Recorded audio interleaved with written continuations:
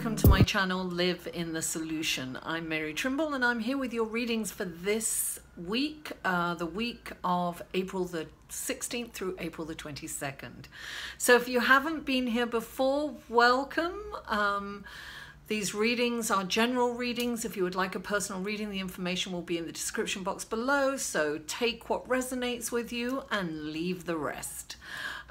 If you're returning, welcome back and thank you so much for tuning in. I really appreciate you. I would be really grateful, most appreciative if you would like my videos, share them on your social media, comment. I read every comment, and if you haven't already, please subscribe. Also follow me on Facebook, Instagram and Twitter, and those links will be below also. What else? I have a Patreon page. It's another way that you can support me. So please check out my Patreon page. That link will be below, and it's also on my YouTube channel on that page. So without further ado, let's go into, first of all, I want to talk about the astrology, what's going on with the transits this week, and it's crazy. This month is very powerful, let me put it that way. So we have a new moon on the 15th, which I talked about in Aries, which I talked about last week, but this is like really a huge kind of energy, this new moon. So we're going to feel it. It's happening at 9:57 p.m. Sunday. I'm recording this on Saturday, so it's happening at 9:57 on Sunday. We're really going to feel it. We'll feel it for all week. We really will. So now let me go to my notes.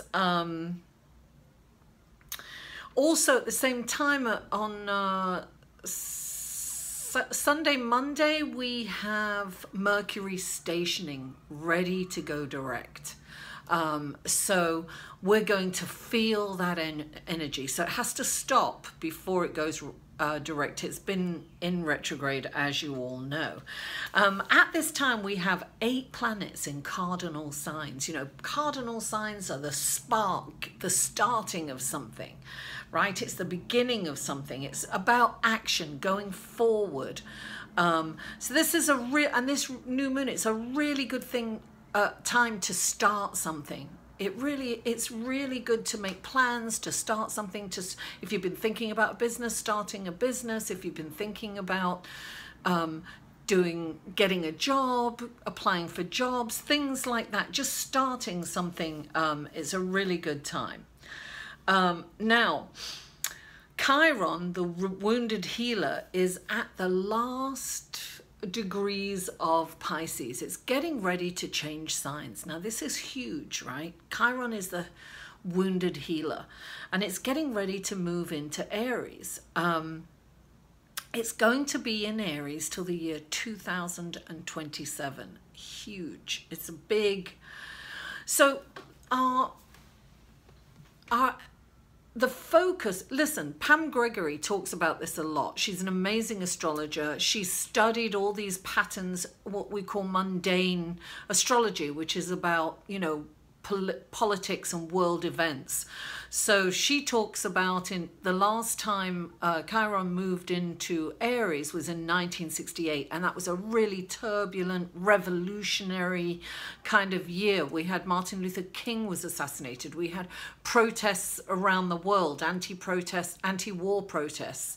I mean, it was a very kind of revolutionary, people standing up and telling how we feel, and we are moving into that kind of energy again, and that's very apparent with the students, for Never Again, Me Too, all that kind of revolutionary standing up to be heard, you know, the abuse of power around the world, and Pam Gregory talks about that a lot, so you might want to check her out because she goes into it in great detail, and it's fascinating, it really is.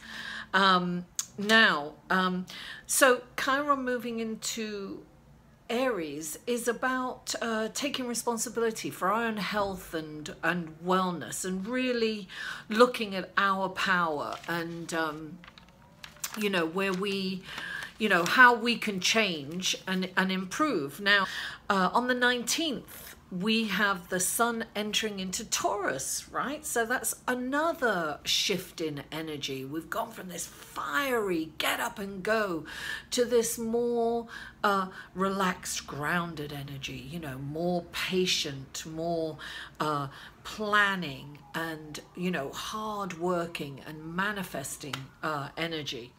On the 18th, Saturn moves retrograde. Now that will help us with patience and determination. Now these, and also on the 22nd, right, Pluto goes retrograde too. So that's taking a look at our internal power and focusing on self-sufficiency. These are slow planets, but this week we'll feel that very big shift in energy. I think we'll all feel it. It's about getting up, it's about doing things, it's about moving forward, and it's about taking action. So that's what I have to say about the astrology. I will talk about the full moon in next week's astrology report. So that's the end of the report. Thank you so much. And let's go to your reading, shall we? Taurus, welcome to your reading. Happy birthday. It's going to be birthdays for some of you guys. I know it's my sister's birthday, Margaret, on the 21st. Happy birthday, Margaret. I'm going to see her for her birthday. What a treat she has. Anyway, darling, the first card out of the gate is the Ten of Swords. This kind of indicates that you've really been through a rough time. It's almost like betrayal has been in your... Look, he's lying on the ground with all those swords stabbed in his back. I mean, this is really kind of... Well, look, first of all, when the Ten of Swords comes in, it does represent a very difficult time in our life coming to an end. So something has been bothering some of you, and this has been a very difficult time for you. It could have been, you know, as short as a week, or it could have been months that you've been going through this coming up. This is deep hurt and pain that you've been feeling, Taurus, but this is coming to an end. And we've got clarifying. It's really interesting, right? We've got the Eight of Water. It's like you want something more meaningful. It's like you're feeling disillusioned with how things have turned out. It's like you're ready to move on, and really this is about connecting spiritually, you know, turning in spiritually. And you've got the Chariot.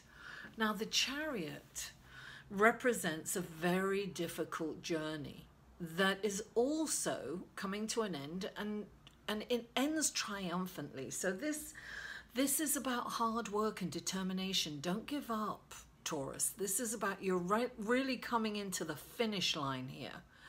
And it has been a difficult journey, but it is going to be triumphant. You just have to really focus, be tenacious, be determined. This is about being determined, having laser focus, right? Don't take your eye off the ball, and wait till the end of the journey, because things are good. You know, things will work out for you triumphantly. And then you've got the Page of Cups, and I'm feeling that there's an imbalance in your life right now. There's something going on with you guys that's, you know, you've got to ask yourself, where is this imbalance coming from? Now, this is usually the messenger, right? So this is coming in to tell you that yeah, look, the Ten of Fire is clarifying it. So it's almost like you've taken on too much. There's a lot going on. You've taken on all this responsibility. There's way too much responsibility going on for you. So this is about knowing your limitations, right? It's about looking at where the imbalance, you've got to ask yourself this week, okay, where is the imbalance? Am I making decisions from a place of fear or from a place of love, right? That's from this card. look, we're all kind of motivated by fear and love, right? Sometimes by both at the same time. So say you're leaving a relationship for fear of getting hurt, right? It could also mean that you're leaving this relationship because you love yourself too much and respect yourself too much to keep going through this relationship. So it's all in a perception, but you really have to look at your decision making. And are you making these decisions out of fear or out of love? So I am getting focus on self-love and empowerment at this time. This is about delegating and not, you've taken on way too much right now. So it's about, you know, dropping some of the baggage so that you can move on, because all these responsibilities are kind of holding you back. That's probably where the imbalance is coming from for you guys. Now, the next card that comes up is the Four of Swords. This is kind of, you know, being in your head and overthinking things and exhaustion. This is exhaustion. You've been working too hard, and usually it's the intellect. It's like it's kind of the negative scenario, constantly thinking what if, going down that, you know, rabbit hole, as I say. This was in the last reading in Aries. You might want to check that out if you've got any sun, moon, and rising. So this card comes up. It's asking you to, well, I always say meditate because that clears the mind. Sleep. You know, if you don't want to meditate, sleep. You've got to get enough sleep.